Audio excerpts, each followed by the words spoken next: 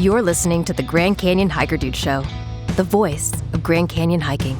Presented by hiKin, hiking packs and gear built to help you hike your best hike. Here's your guide, Brian Special.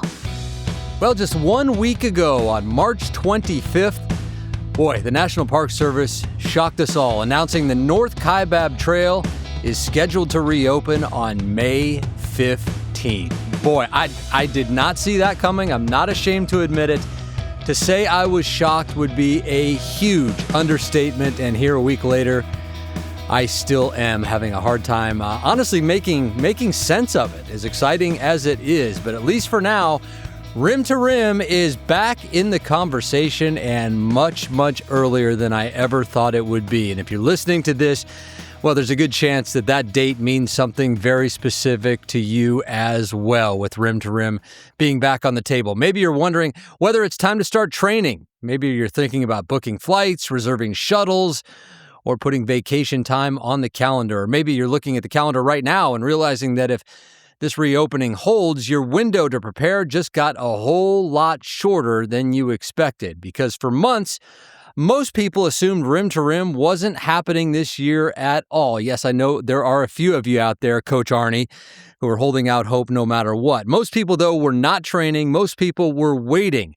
And now suddenly there is a date, an earlier one than we ever expected. But even with that clarity, a lot of uncertainty that's been hanging over the North Rim has not gone away. So before you commit to travel, before you commit to building a training schedule, before you lock yourself into plans, it is worth stepping back and understanding exactly what is happening and what this realistically means for hikers, because this is not just about a reopening date, it's about decisions that you are about to make.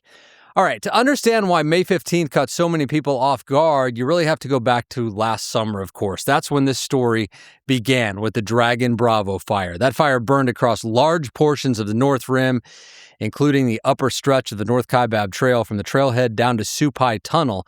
Some areas burned lightly, others burned severely, but across those upper miles, the terrain has changed. We know that. Vegetation that once stabilized slopes was damaged or removed, soil conditions shifted, drainage patterns changed as well. And once that kind of burn happens, the concern isn't just the fire, it's of course what happens afterward, especially when rain returns. By July, the upper portion of North Kaibab, roughly the upper 9 miles, was closed indefinitely. And once that happened, most of us started thinking the same thing. Rim to Rim probably wasn't coming back anytime soon. Not this year, maybe not next year, possibly longer than that. Nobody knew, and uncertainty became the theme for months, and it's still that way. Then in February, we got the first meaningful look at what was actually happening on the ground. That wasn't too long ago when I sat down with Adam Gibson, the Grand Canyon Trails supervisor, after he had been into Upper North Kaibab for an assessment and to see that damage firsthand. And what he described was not theoretical. It was physical damage already caused by debris flow on Upper North Kaibab, powerful enough to move infrastructure, not just loose material. And one of the things that stood out immediately was how much force those debris flows were carrying. So knowing that there was some severe burn through the cochineal layer, definitely through the Kaibab layer, I know that we have a pretty daunting task. And having assessed it and seen some of the debris flows, they are very much a red flag to me. But what I've been able to see is that there's a lot of force in these debris flows, and they're taking out berms, and they're taking out trail structure and infrastructure we have pretty easily, and it's going to take a pretty robust, a pretty heavy amount of construction work with some heavy stone work for us to be able to have the strength to withstand the debris flows that are going to be coming through there, at least, I say for the next several years. Because as it is now, it's taking out trail, it's tearing it up. It can be fixed, and we will fix it, but it's going to be an area that's problematic.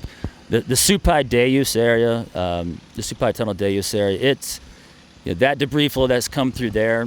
I'm not sure. I think it's been a couple of different ones that have come through there, but that Deus area kind of sits in the Roaring Springs drainage. We have the hitching rails there in that drainage, and the main hitching rail's been taken out from debris flows there is it's deposited a lot of pretty large boulders and a lot of ash and a lot of just sand and woody material right there on that clean slab that is normally there next to the restroom. That's now filled with about 5 or 6 feet thick of rock and ash and dirt, and it's clear that moves with some significant force in those heavy precipitation events. And that description matters because what Adam's talking about there is not surface damage.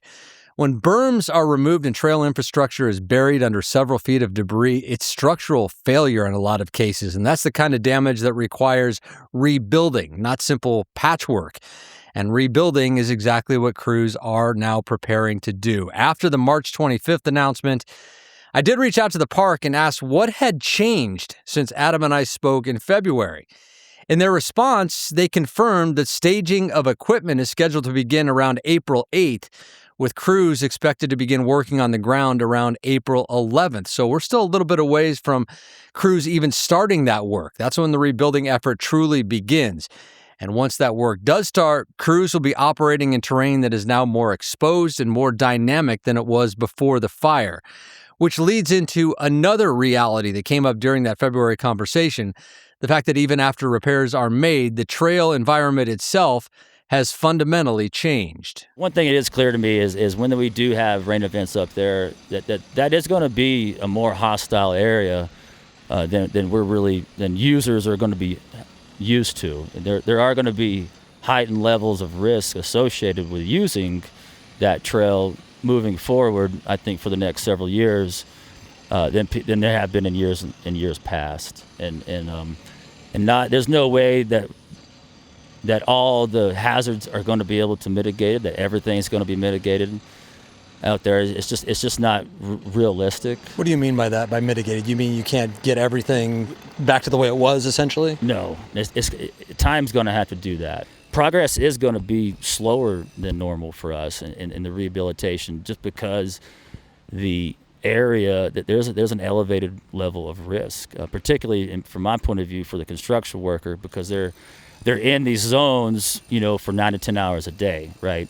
And so, we're going to have standards of safety in place to ensure that we're not putting workers, we're not exposing them to more risk than we should be, right? Such as putting them in, down there working on the trail during a monsoon, right? Something that we, quite frankly, do all the time. But we're not going to be doing it so much in that situation, just because the risk is higher. Now, that idea that Adam talked about, that not all hazards can be mitigated, is one of the most important things I think that all of us hikers need to understand, because rebuilding infrastructure is one thing. Restoring stability to burn terrain is something else entirely. Vegetation that once held slopes together does not grow back overnight. Soil systems do not recover instantly. Some of that will take years. And that, of course, affects how work gets done. It also affects how fast progress can happen. If risk levels are elevated, especially during monsoon conditions, crews won't remain in those areas unnecessarily over safety concerns. That slows the pace of rehabilitation, but it protects the people doing the work. And that leads directly into the biggest unknown still hanging over this entire situation on Upper North Kaibab. Not manpower, not construction, but weather. Until we really see a heavy monsoon happen, a heavy rain cell hover over those canyons and over those watersheds, we're just not going to be able to know fully until we see it, until it happens, right?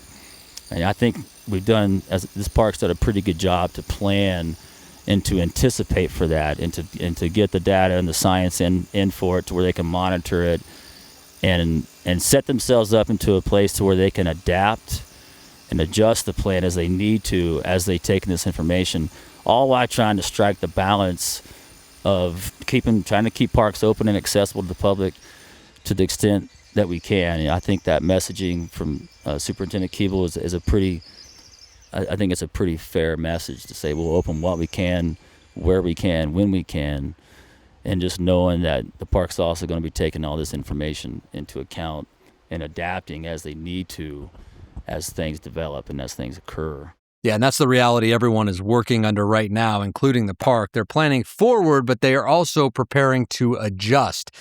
And from what they shared with me, the scale of work this season reflects that balance. They expect between 2 and 3 trail crews, about 15 people total, working primarily between the North Kaibab Trailhead and Red Wall Bridge. That's 2.7 miles from the trailhead down to the bridge and about 2,200 vertical feet. That's not for a short window of time either. It's for the entire season and probably more seasons to come. That tells you, again, something important. This is not about cleanup. It's about reconstruction. And even when the trail does open, the work will not stop. It will continue right alongside us hikers, which means trail users should expect something different than what they remember from previous years. It is possible for the North Kaibab to be open to users at a decent time frame this year. Maybe it's not May 15th. That might be a bit early, considering some of the construction we need to do. But it's a goal. It's not an entirely unachievable goal either. It's if we continue to have a very mild winter, and people understand that the conditions up there are going to be quite different. There are going to be additional risks. There's going to be a lot less services available up there. But kind of take more of a backcountry user wilderness frame of mind. It is possible for that type of user to be able to get up and navigate through the North Kaibab. Whenever the park does decide to open it, there will be the presence of several construction crews on the North Kaibab continuing to do work. And so, there will be temporary closures even on a day-to-day basis, on the daily, where people are having to wait while we have rigging operations and fall protection systems set up. Even if they were to open it, that's going to be something that the hiker is going to have to face. And that last point is really where this comes back to you. Because if you're planning a rim-to-rim hike this year, this isn't just about whether the trail opens. It's about what kind of trail you'll be walking into. For months, most people assumed this wasn't happening at all. That meant training schedules stayed on hold, travel plans waited, expectations stayed low for most of us. But now there is a date, and May 15th is it. And that changes everything. People are going to start training now, start booking, start committing. But the trail that opens will not be the same trail that we all remember. It'll be a trail under reconstruction, adjusting to burn terrain, and a trail that has not yet been fully tested by monsoon rains or even heavy precipitation or even a heavy winter snowpack for that matter, and the runoff that comes with it. That, of course, does not mean that you shouldn't go. It just means that you need to take this all into consideration and be prepared, give yourself enough time to train, build flexibility into your travel, and understand that conditions may change without any notice, because at the end of the day, this isn't about fear, it's about preparation and making good decisions with the best information available. Right now, that means May 15th is a go, and it would seem conditions would stay pretty favorable into July, which is when monsoon season starts in Arizona, and that's when the potential for afternoon thunderstorms and sudden and heavy rain events really begins. And that's when upper North Kaibab might get its first big test. Now, monsoon seasons are unpredictable. Some years, there's not much rain at all. Others, it can feel like there's a thunderstorm rolling in each day. And we haven't even talked about the potential for damage below upper North Kaibab. There's a lot of burn-scarred land both above and below the rim that feeds directly into Bright Angel Canyon, through which Bright Angel Creek and the lower 8+ miles of the North Kaibab Trail run all the way to the river. That entire section is now under increased threat from flash flooding, so we don't know what will happen there either. So, as you can see and as you can hear from all this, most of the uncertainty that we've talked about for months still remains. It hasn't gone anywhere, and that's what you'll have to consider before making your plans, and I'm speaking for myself as well. The early part of the season seems fairly safe, but planning something during the summer or into the fall, well, that's where the real question marks remain. And so if this is a bucket list trip that you'll be investing a lot of time and money and physical preparation into, you might want to consider next year when we should know a lot more than we do now. Or take your chance and just go forward with your plans. If you do decide to go through with that fall trip, you'll just have to be flexible. If for whatever reason rim to rim is not an option, well, you can still adjust your plans and take on the iconic Grand Canyon hiking experiences that start and end on the South Rim. As far as consolation prizes go, they get no better than that. So you can still come to the canyon regardless of what happens, but just Keep your eyes out for any changes that the Park Service might be announcing. Stay on top of it so there are no surprises when you do get here. Well, one thing about Coach Arnie, and I can say this because we still hike together most Saturday mornings, is that he never lost faith in North Kaibab opening sooner rather than later. Coach is an optimistic guy, and he stayed that way even as he had me in his ear each and every week saying, yeah, that all sounds good, Arn, but I just don't see it happening. This one's a little special because we just got some special news that the Grand Canyon is going to open on schedule on May the 15th. And so if you're like me, you are excited to get back to some normal stuff about the canyon. Let's get back to some positivity. So first off, I want to share with you guys a little bit, because some of you may not understand this or know this about me. You know, back in the day, I was known for being the guy that worked with people that had traumatic injuries, brain injuries, spinal cord injuries. And people would come to me, and I got accused of telling people they would walk, which was never the truth. The truth was I never told somebody they weren't going to walk. I always said, where are we going to start from? What are we going to do? What do you want to do? And then if they wanted to work hard, well, who knows? Because some people could walk. It wasn't my determination. That was theirs.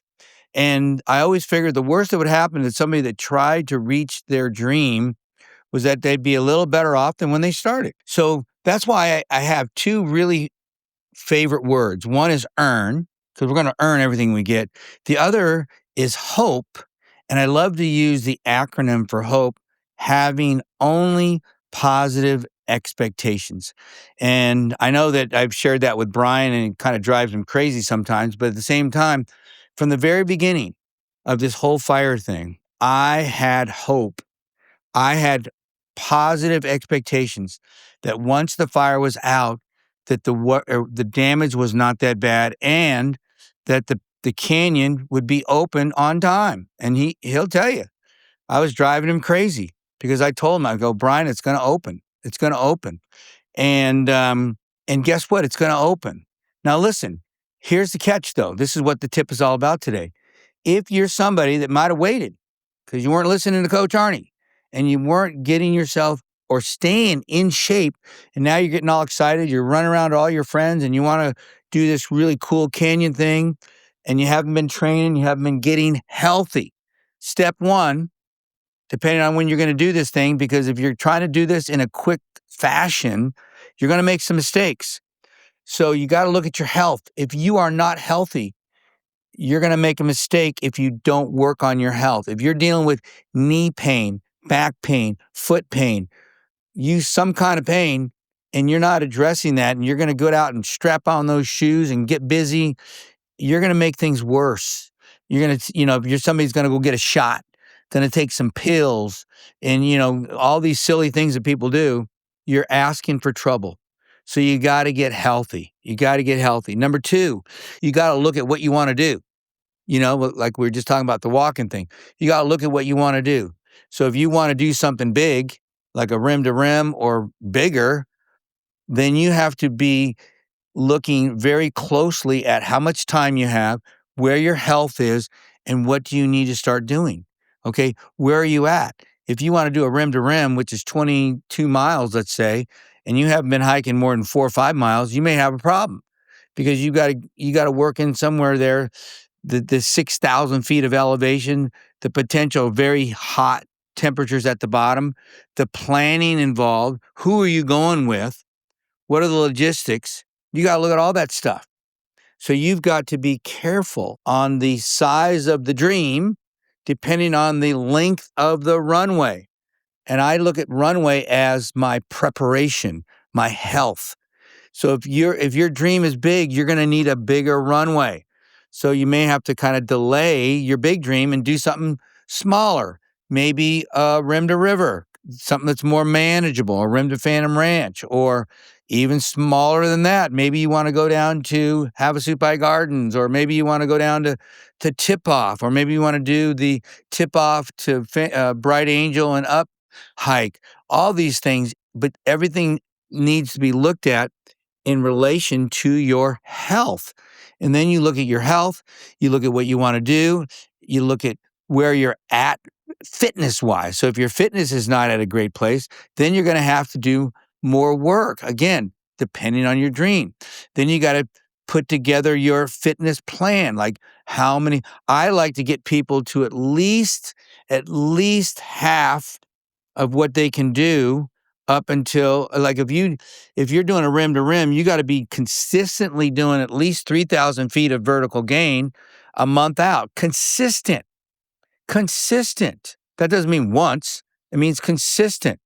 All right. If you want to go to the river, same kind of thing. You need to be doing at least 2,500 feet in elevation gain consistently a month out. If not, you're asking for trouble. You're asking for trouble because the canyon is about down and up. You got to get down and up. And then, if you're going across, you've got to be working on that, your gait, your pace. You got to know your pace. If your pace is not good enough to get out in a healthy time, then you got to work on that. That's all part of your fitness, so health, fitness, and then your planning, your preparation. So everything goes into these little buckets that you have to look at prior to, because like I said, you have a dream. Then you got to look at what's going to take to get to the dream. Then you got to put all the things into your buckets. And if you don't have time, then you may have to adjust the dream, okay? Just got to be realistic, guys. Because when people try to do things in a compressed time without addressing all these issues, that's when you have big, big, big problems, okay? Now listen. All of you know that I will pick up the phone. If you have questions on any of this stuff, call me. Call me, 602-390-9144. I will pick up. A lot of you message me. That's fine too. But listen, if you have questions, just let me know because I don't want you to make big mistakes. But you got to do the preparation. You got to do the work. And you got to think and you got to plan. If you don't have a good plan, you're starting off wrong. Things that start well end well. Things that start badly normally end badly, okay? So listen, don't make mistakes.